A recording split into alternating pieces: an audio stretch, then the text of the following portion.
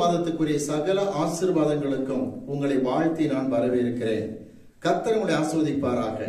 யோசுவாவின் புஸ்தகம் 6ஆம் அதிகாரம் 2ஆம் வசனத்தை வாசிக்கிறேன். யோசுவா 6:2.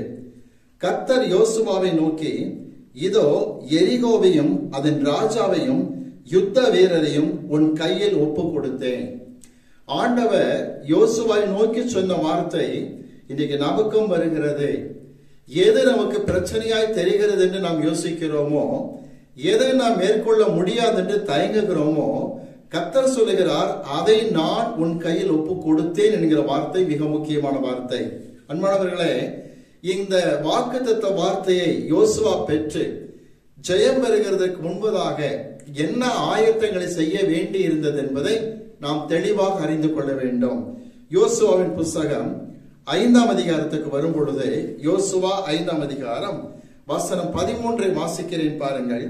பின்னும் யோசுவா எரிகோவின் வெளியில் இருந்து தன் கண்களை ஏறெடுத்து பார்க்கும் போது, இதோ ஒருவர் அவனுக்கு எதிரே நின்றார். உருவின பட்டயம் அவர் கையில் இருந்தது.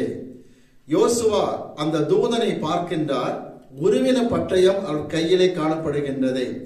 அவர் யாரை குறிக்கிற வார்த்தை என்று சொன்னால் சந்தேகமே கிடையாது, ஆண்டவராக இயேசுவை குறிக்கிற வார்த்தை. பழைய ஏற்பாட்டிலே பல சந்தர்ப்பங்களிலே கிறிஸ்து இந்த உலகத்தில் வந்திருந்த காட்சியை பார்க்க முடியும். இதற்கு ஆதாரத்தை சொல்ல விரும்புகிறேன். 14ஆம் வசனம் பாருங்கள். நான் கர்த்தருடைய சேனையின் அதிபதியாய் இப்பொழுது வந்தேன் என்றார். அப்பொழுது யோசுவா செய்கிற காரியம் என்ன? 14ஆம் வசனத்திலே, அப்பொழுது யோசுவா தரையில முகங்குப்புற விழுந்து பணிந்து கொண்டே. இப்ப தூதனானவர் சொல்லுகிறார், நான் சேனைகளின் கர்த்தருடைய அந்த சேனையுடைய அதிபதியாய் காணப்படுகிறேன். கர்த்தருடைய சேனைகளுக்கு அதிபதி என்று சொல்லுகின்றார். வெளிப்படுத்தின விசேஷத்துல பல இடங்களில் நாம் பார்க்கும் பொழுது அந்த கிறிஸ்துவோடு யுத்தம் செய்ய போகிற கர்த்தர் இப்படித்தான் அதிபதியாய் புறப்பட்டு வரப்போகிறார். யோசுவாவுக்கு இந்த வார்த்தையை கர்த்தர் சொன்னதும் முகங்குப்புற விழுந்து தரையிலே பணிந்து கொள்ளுகிறார் என்று பார்க்கின்றோம். யோசுவாவை குறித்து பார்க்கின்றோம். உண்மையிலேயே அவர் ஒரு தேவதூதனாக இருப்பாரானால் என்ன சொல்லி இருப்பார் தெரியுமா? வெளிப்படுத்தின விசேஷம் 19ஆம் அதிகாரம் 10ஆம் வசனத்தை பாருங்கள். வெளிப்படுத்தின விசேஷம் 19:10. அப்பொழுது அவனை வணங்கும்படி அவனுடைய பாதத்தில் விழுந்தேன். அவன் என்னை நோக்கி, இப்படி செய்யாதபடிக்கு பார், உன்னோடும் இயேசுவை குறித்து சாட்சியிட்ட உன் சகோதரரோடு கூட நானும் ஒரு ஊழியக்காரன், தேவனை தொழுதுகொள். ஒருவேளை தேவதூதனாய் இருப்பாரானால் தன்னை யோசுவா தொழுது கொள்ள அனுமதித்திருக்க மாட்டார், கர்த்தரையே தொழுதுகொள் என்றுதான் சொல்லி இருப்பார். வெளிப்படுத்தின விசேஷம் 22ஆம் அதிகாரம் 8ஆம் 9ஆம் வசனத்திலும் இதே காரியத்தை வாசிக்கிறோம். ஆனால் யோசுவாவுக்கு முன் வந்தவர் தேவதூதன் அல்ல, அவர் ஆண்டவராக இயேசுவா இருந்தபடியினால்தான் அந்த தொழுகையை அங்கீகரிக்கிற காட்சியை பார்க்கிறோம். யோசுவா 6ஆம் அதிகாரம் பாருங்கள், 2ஆம் வசனம் சொல்லுகிறது, நான் உன் கையிலே ஒப்பு கொடுத்தேன் என்று கர்த்தர் சொல்லுகிறார். இன்னும் யோசுவா எரிகோவுக்குள் பிரவேசித்து எரிகோவை ஜெயிக்கவில்லை. அதற்கு முன்பதாகவே கர்த்தருடைய வார்த்தை வருகிறது, நான் ஒப்பு கொடுத்தேன். அன்பானவர்களே, அந்த ஆண்டவர் இயேசுவுக்கு ஏற்கனவே வெளிப்படுத்தினபடி ஆண்டவர் இயேசு கிறிஸ்து லாசருவை உயிரோடு எழுப்பும் முன்பதாக இந்த வார்த்தையை சொல்லுகிறார்.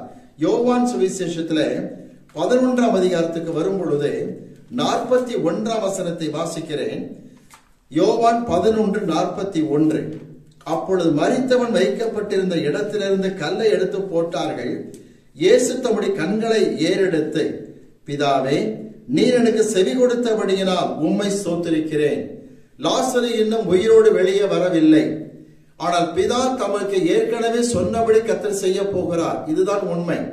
ஆக சொல்லுகிறார், செவி கொடுத்தபடியினால் உமக்கு ஸ்தோத்திரம் என்று சொல்லுகிறார். அந்த ஆண்டவர் தான் யோசுவாவை பார்த்து சொல்லுகிறார், நான் ஒப்பு கொடுத்தேன்.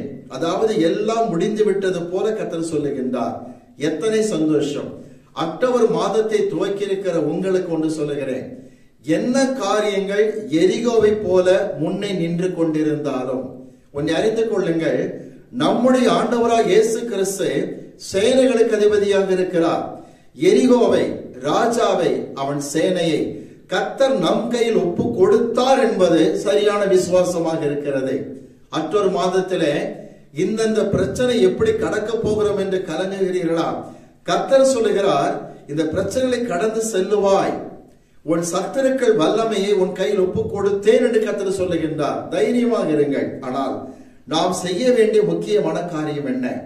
எந்த ஒரு ஊழியனும், எந்த ஒரு விசுவாசியோ அல்லது தேவ பிள்ளையோ எப்படிப்பட்ட ஊழியத்தை செய்து கொண்டிருந்தாலும் எரிகோ அவர்கள் பாதபடியில் இருக்க வேண்டும் என்று சொன்னால், எரிகோ நொறுங்கி போக வேண்டும் என்று சொன்னால் 3 முக்கியமான ஆயத்தங்கள் நமக்கு தேவைப்படுகிறது.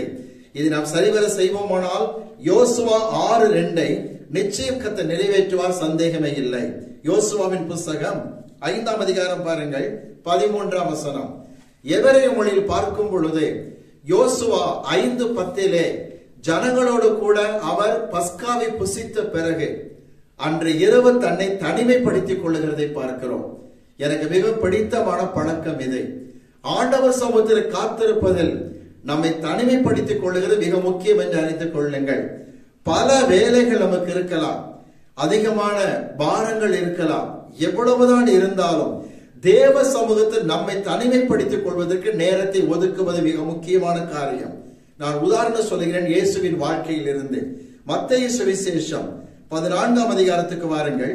மத்தேயு சுவிசேஷம் 14ஆம் அதிகாரத்தில் ஆண்டவராகிய இயேசு கிறிஸ்து எப்படி தனிமைப்படுத்திக் கொண்டார் என்று காட்டப்படுகிறது. மத்தேயு 14:23ஆம் வசனத்தை பாருங்கள். வசனம் 23. அவர் ஜனங்களை அனுப்பிவிட்ட பின்பு தனித்து ஜெபம் பண்ண ஒரு மலையின் மேல் ஏறி சாயங்காலம் ஆனபோது அங்கே தனிமையாக இருந்தார். இதற்கு முந்தின வசனங்களை பார்க்கும்போது 22ஆம் வசனத்திலே சீஷரை அனுப்பி விடுகிறார். 23ஆம் வசனத்தில் ஜனங்களை அனுப்பி விடுகிறார். தன்னை தனிமைப்படுத்திக் கொள்ளுகிறார். 3.5 வருஷம் மட்டுமே ஊழியம் செய்த இயேசு கிறிஸ்து நம்மை விட டைட் ஷெட்யூல் உள்ளவராக இருந்தார். அதிகமாக அவருக்கு நேரம் கிடைப்பது அரிதாக காணப்பட்டது.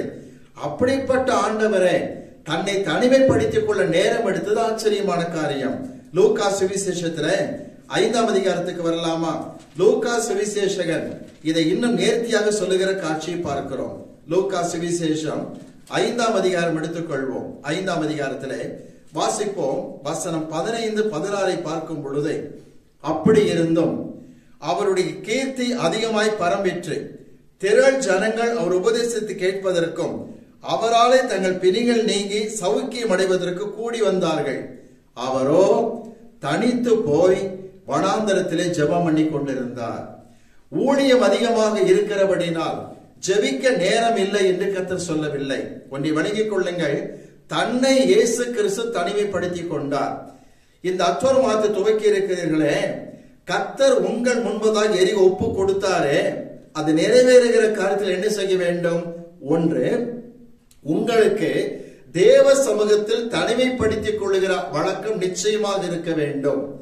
தனியாக நேரம் கிடைக்கும் பொழுது அநேக வாலிபமான பிள்ளைகள் பலவிதங்களில் அந்த நேரத்தை செலவழிக்க யோசிப்பார்கள். ஆனா எச்சரிக்கையா சொல்லுகிறேன், என்னுடைய வாலிப பருவத்தில் என்னோடு இருந்த ஆண்டவராக இயேசு கிறிஸ்து எனக்கு போதித்ததை வைத்து நான் சொல்லுகிறேன். என் வாலிப நாட்களிலே தனிமையாய் இருந்த நேரங்கள் அநேகமாக உண்டு. ஆனால் கதவுகளை அடைத்துக் கொண்டு வீட்டிற்குள்ளாக தனியாய் முழங்கால் படியிட்டு வெகு நேரம் ஜெபிக்கிற ஜெப ஆர்வத்தை கர்த்தர் கொடுத்தார். திரும்ப சொல்லுகிறேன், தனிமைப்படுத்திக் கொள்வதற்கு எச்சரிக்கையாக இருங்கள். மோசை எடுத்துக் கொள்ளுங்களேன். ஆடுகளை மேய்த்துக் கொண்டிருந்தார், கூட எவரும் இல்லை.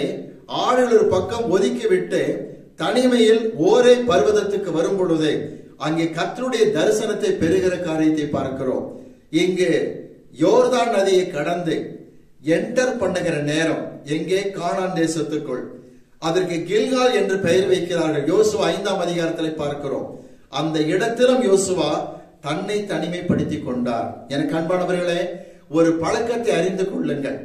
1000 வேலைகள் இருந்தாலும், ஏகப்பட்ட ஊழியங்கள் இருந்தாலும், உங்களை தனிமைப்படுத்தி கர்த்தர் சமூகத்தில் காத்திருக்கிற விஷயத்துல மிகுந்த கவனமாக இருங்கள்.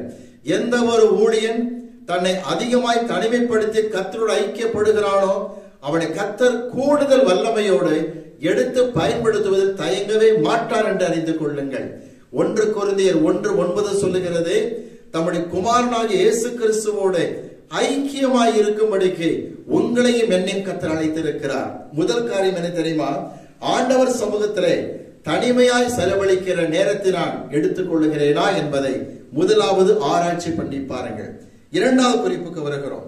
யோசுவாவின் புஸ்தகத்திலே 5ஆம் அதிகாரம் பாருங்கள். யோசுவா 5ஆம் அதிகாரத்திலே 14ஆம் வசனத்தை பார்க்கும் பொழுது, அதற்கு அவர், அல்ல, நான் கர்த்தருடைய சேனையின் அதிபதியாய் இப்பொழுது வந்தேன் என்றார். அப்பொழுது யோசுவா தரையிலே முகங்குப்புற விழுந்து பணிந்து கொண்டு அவரை நோக்கி, என் ஆண்டவர் தமது அடியனுக்கு சொல்லுகிறது என்னவென்று கேட்டார். யோசுவா இஸ்ரவேல் ஜனங்களுக்கு சேனையினுடைய அதிபதியாக இருக்கலாம். நம்முடைய ஆண்டவராய் இயேசு கிறிஸ்துவோ கர்த்தருடைய சேனைக்கு அதிபதியாக இருப்பதை சொன்னதும் முகங்குப்புற யோசுவா கீழே விழுகிறதை பார்க்கிறோம். கவனியுங்கள், தேவனுக்கு கொடுக்க வேண்டிய கனத்தை கொடுப்பதிலே யோசுவா முகங்குப்புற விழுந்து கர்த்தரை, உன்னதமான இயேசு கிறிஸ்துவை கனம் பண்ணினவராய் காணப்பட்டார். அவரை கனம் பண்ணுகிற மக்களை தேவன் நிச்சயமாய் கனம் பண்ணுவார். ஏசாயா தீர்க்கதரிசியின் புஸ்தகம் 14ஆம் அதிகாரம் 12 முதல் 15 வரை வாசிக்கும் பொழுது, ஏசாயா 14:12 முதல் 15 வரை வாசிக்கும் பொழுது, அங்கு பரலோகத்தில் காணப்பட்ட லூசிபர் எனப்படுகிற கேரு ஆண்டவராய் இயேசு கிறிஸ்துவை பார்க்கிறான். அவர் உன்னதமான தேவகுமாரன் என்று தெரியும். ஆனா அவன் என்ன யோசித்தான் தெரியுமா? நான் வானத்துக்கு ஏறுவேன், என்னை நான் உயர்த்தி கொள்வேன், உன்னதமானவருக்கு ஒப்பாவேன் என்று பேச ஆரம்பித்தான். பிதா அவனை கீழே தள்ளினார். நாள் ஒன்று வந்தது, இயேசு ஊழியம் செய்யும் பொழுது அவரை பார்த்து லேகியோன் பிசாசு பிடித்திருந்த வாலிபன் வரும் பொழுது அந்த பிசாசுகள் கதறுகிறதை மார்க்கு 5ஆம் அதிகாரம் 7ஆம் வசனத்தில் வாசிக்கிறோம். உன்னதமான தேவனுடைய குமாரனே, எங்களுக்கும் உமக்கும் என்ன என்று கர்த்தர் சொல்ல வைத்தார். திரும்ப சொல்லுகிறேன், அன்றைக்கு கேரும் தன்னை தாழ்த்தவில்லை, உன்னதமானவருக்கு முன்பதாக பணியவில்லை, அவன் பிசாசாய் மாறி போனான். ஆனால் பாருங்கள், இங்கே யோசுவாவை பார்க்கின்றோம். இயேசு கிறிஸ்துவாகி அவர் நின்று கொண்டிருக்கும் பொழுது அவருக்கு முன்பதாக முகங்குப்புற விழுந்து, ஐயா என்ன செய்ய வேண்டும் என்று தாழ்த்துகிறதை பார்க்கிறோம்.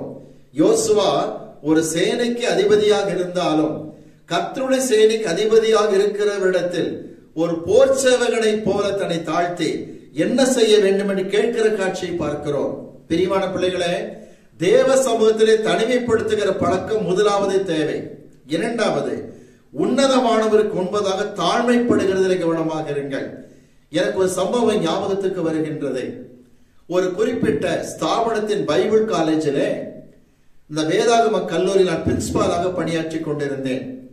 நான் பொறுப்படுத்த ஏறத்தாழ 1 வாரம் கடந்திருக்கும்.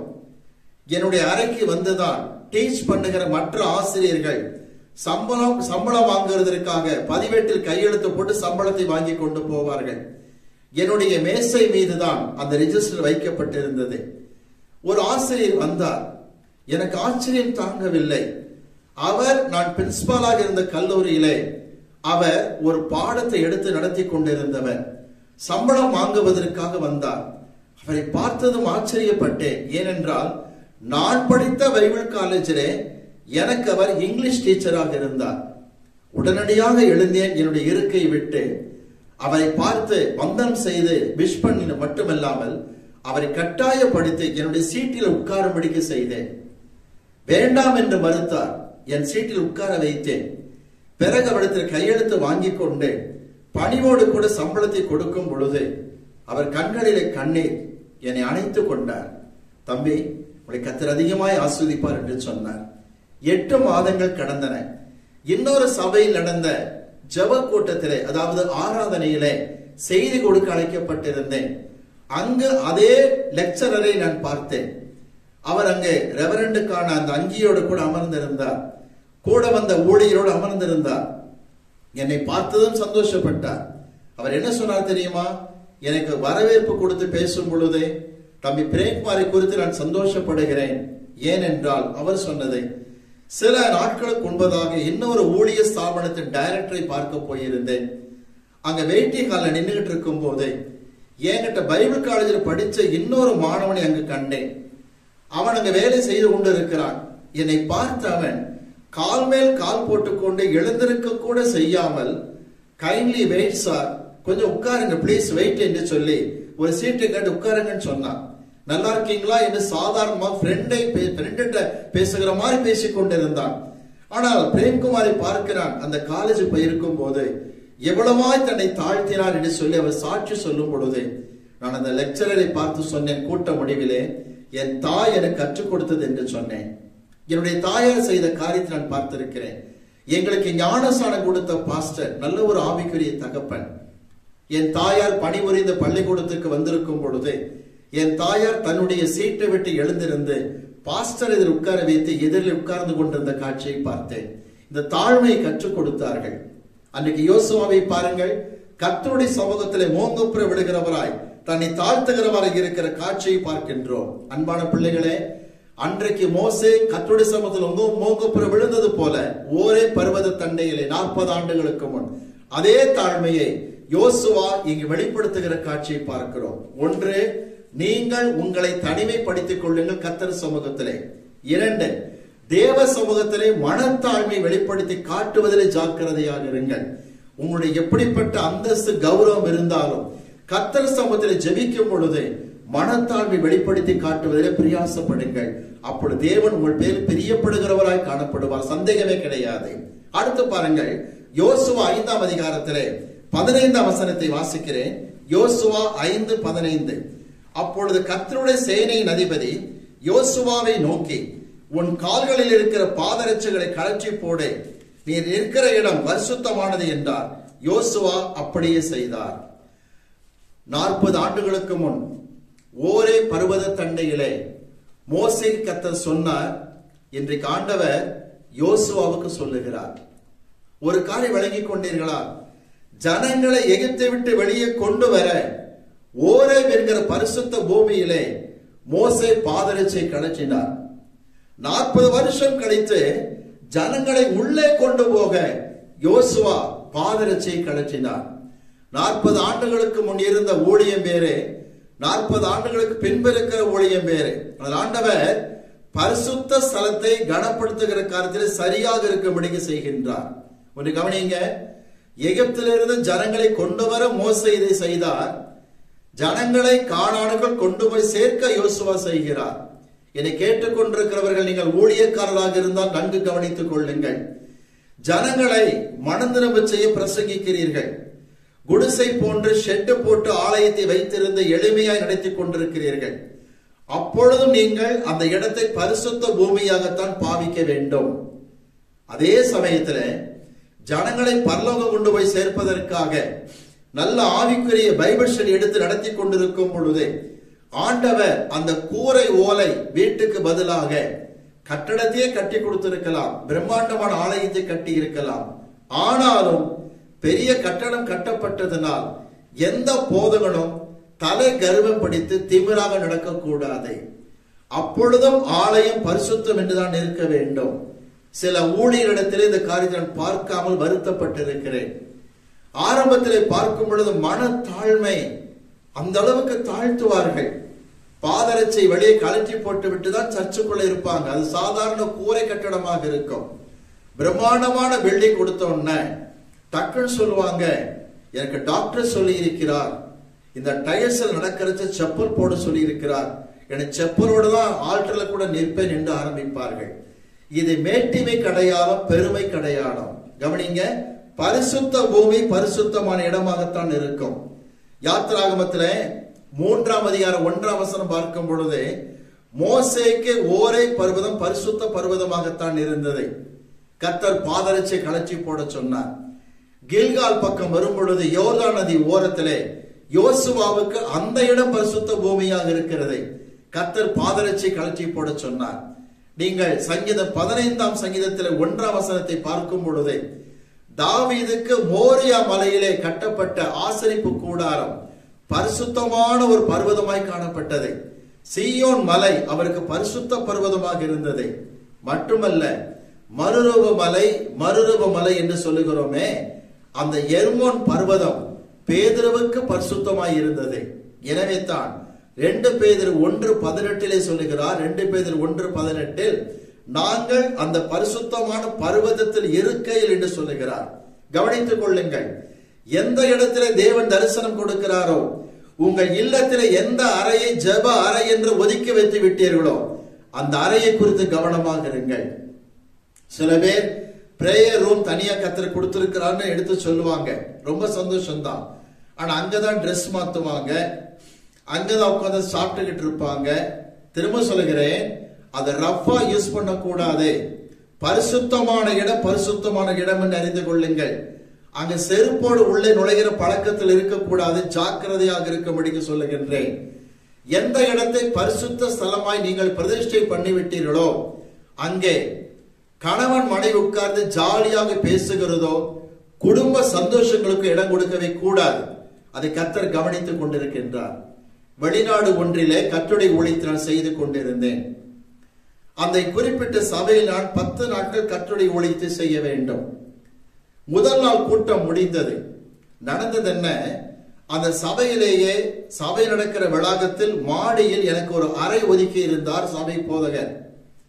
இரவு நான் தங்கி இருந்து அங்கு ஓய்வெடுத்துக் கொண்டிருக்கும் பொழுது என் ஜெபத்தில் கர்த்தர் ஒரு காரியத்தை வெளிப்படுத்தினார்.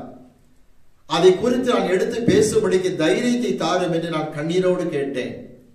நடந்தது என்ன, அந்த சர்ச்சிலே பாஸ்டருக்கு அசிஸ்டண்டாக இருக்கிற ஊழியக்காரன் அதே சர்ச்சிலே இப்ப எனக்கு பின்னால் ஸ்கிரீன் இருக்கிறதே, அந்த மாதிரி ஸ்கிரீன் போடப்பட்ட இடத்துக்கு மறைவாக பின்பக்கமாக தவறுகளை அவன் செய்திருக்கிறான். யாரோட, சபை போதகரின் மகள் கூட தவறு செய்திருக்கின்றான். அடுத்த நாள் காலை விடிந்தது, இந்த உடன் ஊழியன் வந்தான். ஐயா, பயங்கரமாய் தலை வலிக்கிறது, தலைவலி தாங்க முடியவில்லை என்று சொன்னான். ஏன் எப்படி திடீர் என்று கேட்டேன். நேற்று இரவு நீங்கள் கொடுத்த செய்தி என் மனதை உடைத்தது என்று சொன்னான். அமைதியாக இருந்தேன். அந்த அறைக்குள் அந்த போதகரின் மகள் உள்ளே நுழைந்தாள். உள்ளே வாமான்னு கூப்பிட்டேன். காஃபி கொண்டு வந்திருந்தான். அவன் என்ன பிளான் பண்ணிருக்கா, காஃபி எனக்கு கொடுத்துட்டு தான் ஒரு டம்ளர் காஃபி குடிச்சு எனக்கு கொஞ்சம் ஃப்ரீயா பேசலான்னு தான் வந்திருந்தான். என் கையில காஃபி கொடுத்துட்டு உட்கார்ந்த உடனே அங்க இருக்கிற உடன் ஊழியனை வெளியே போகும்படிக்கு சொல்லிவிட்டேன். இவள் அமர்ந்திருந்தாள். அப்போ ஒரு வார்த்தை கேட்டேன், என்னம்மா அசிஸ்டன்ட் பாஸ்டருக்கு தலைவலி இருக்கிறதா, உனக்கு தலைவலி வரலையான்னு கேட்டேன். அவள் கண்களில் கண்ணீர். காபி டம்ளரை வைத்து விட்டு தேம்பி தேம்பி அழுதாள். கண்ணீரோடு சொன்னாள், அவர் நன்கு கீபோர்டு வாசிப்பார் போதகரே, நான் மிக அழகாய் பாடுவேன். இதை நாங்கள் ஏதோ ஒரு ஆவிக்குரிய ஒற்றுமையாக இருந்ததை வேறெதுமாக உணர்ந்தோம் என்று சொல்லிவிட்டு நேரடியாகவே கேட்டேன். பரிசுத்தமான ஸ்தலத்திலே திரைச்சீலைக்கு பின்னால் நடந்ததை கர்த்தர் பேசினார் என்று சொல்லும் பொழுது தேம்பி தேம்பி அழுதாள். அவளுக்கு நான் எச்சரிக்கையான வார்த்தைகளை சொல்லிவிட்டேன். அந்த வாலிபனை கூப்பிட்டு பேசினேன். மனம் கசந்து அழுதான், மிகவும் அழுதான். பிறகு அங்கிருந்து நான் புறப்படுகிற வரைக்கும் அந்த ஊழியத்தின் நாட்களிலே தினமும் 2 வேளை உபவாசம் எடுத்து கண்ணீரோடு அழுதான். கர்த்தர் ஜெபத்தை கேட்டார். அவன் தலைவலியை கர்த்தர் மாற்றிவிட்டார். திரும்ப சொல்லுகின்றேன், பரிசுத்தமான இடம் பரிசுத்தமான இடம்தான். எந்த சொந்தக்கார வந்தாலும் சரி, மாமியாரோ மாமனாரோ மாமனாருக்கு தாத்தாவோ யார் வந்தாலும் சரி, கர்த்தரை கனப்படுத்துற விஷயத்தில் கவனமாக இருங்கள். சில சமயத்துல சில பிள்ளைகள் செய்கிற தவறு என்ன தெரியுமா, ஜெப அறைக்குள் யாரும் வரமாட்டாங்கிறதுக்காக ஆண்ட்ராய்டு மொபைலை உள்ள கொண்டு உட்கார்ந்துகிட்டு டிஸ்டர்பன்ஸே இல்லாத கதவை பூட்டி கொண்டு ஜெபிப்பதை போல் காட்டிக்கொண்டு அந்த ஆண்ட்ராய்டு மொபைலை தவறாக பயன்படுத்துவார்கள். கர்த்தரின் சாபம் உண்மையில் இறங்காதபடிக்கு ஜாக்கிரதையாக. எச்சரிக்கையா சொல்கிறேன், பரிசுத்த ஸ்தலம் பரிசுத்த ஸ்தலம் தான். 3 காரியத்தை வலியுறுத்துகிறேன் திரும்பவுமாக. யோசுவா தன்னை தனிமைப்படுத்திக் கொண்டார். எவ்வளவு ஊழியம் இருந்தாலும் இயேசு தனிமையில் பிதா சமூகத்தில் காணப்பட்டார். தனிமையாய் கர்த்தர் சமூகத்தில் காத்திருக்க நேரத்தை எடுத்துக் கொள்ளுங்கள். இரண்டாவதாக, யோசுவா முகங்குப்புற விழுந்து தன்னை தாழ்த்துகிறதை பார்க்கிறோம். தேவாதி தேவனுக்கு முன்பதாக தாழ்மைப்படுகிற ஒரு குணத்திற்கு வாருங்கள். மூன்றாவதாக, எந்த இடத்தை கர்த்தர் பரிசுத்த ஸ்தலமாக பிரதிஷ்டை செய்ய சொன்னாரோ, எது ஜெப அறையாக இருக்கிறதோ அதை அப்படியே பயன்படுத்துங்கள். அப்படி கர்த்தர் சொல்லுகிறார், இதோ எரிகோவையும் அவன் ராஜா அதன் ராஜாவையும் அவன் சேனைகளையும் உன் கையில் ஒப்புக் கொடுத்தேன். இந்த 3 காரியத்தில் சரிவர இருந்தால் நிச்சயமாய் அறிந்து கொள்ளுங்கள், இந்த மாதத்தில் மட்டுமல்ல எந்த நாட்களிலுமே ஆண்டவர் சத்துருக்களை கையில் ஒப்புக் கொடுக்கிற தேவனாக இருக்கிறார் என்று தெளிவாக அறிந்து கொள்ளுங்கள். என கண்பான பிள்ளைகளே, கர்த்தர்தாமே உங்களை அதிகமாய் ஆஸ்வதிப்பாராக. வசனத்தின் வெளிச்சத்தில் நம்மை தாழ்த்துவோம். தேவன் மகிமைப்படுவாராக. பரிசுத்தம் உள்ள பிதாவே, இந்த அருமையான வேலைக்காக உமக்கு கோடா கோடி ஸ்தோத்திரம். நாங்கள் பகிர்ந்து கொண்ட வார்த்தைகளுக்காக உமக்கு நன்றி. யோசுவா 6ஆம் அதிகாரம் 2ஆம் வசனத்தின் வாக்குத்தத்தம் கேட்டுக்கொண்டிருக்கிற ஒவ்வொருவருக்கும் ஆண்டவரே கர்த்தர் உரிமையாக்கி தருவீராக. தேவனே, இயேசுவாகிய நீர் பல ஊழியங்கள் மத்தியிலும் பிதாவோடு தனிமையாக இருக்க நேரம் ஒதுக்கியது போல, யோசுவா தன்னை தனிமைப்படுத்திக் கொண்டது போல, இந்த பிள்ளைகளுக்கு ஜெப வாஞ்சி அதிகமாய் தந்து உம்முடைய தெய்வீக நாமத்தை மகிமைப்படுத்தும்படிக்கு நாங்கள் ஜெபிக்கிறோம். மேலும் கர்த்தாவை தாழ்த்தி ஒப்புக் கொடுக்கிறோம். இந்த பிள்ளைகள் கர்த்தருடைய சமூகத்தில் தாழ்மையோடு காணப்படத்தக்கதாக, யோசுவாவை போல தாழ்த்தத்தக்கதாக தேவ கிருபை கூட இருக்கும்படிக்கு நாங்கள் ஜெபிக்கிறோம். தகப்பனே, பரிசுத்தமான பூமியை பரிசுத்த பூமியாகவே கனப்படுத்தத்தக்கதாக தெய்வீக பயத்தை பிள்ளைகளுக்கு தாரும். ஜெபத்தை கேட்டதற்காக உமக்கு நன்றி. இயேசு கிறிஸ்துவின் நாமத்தில் பிதாவே, ஆமென்.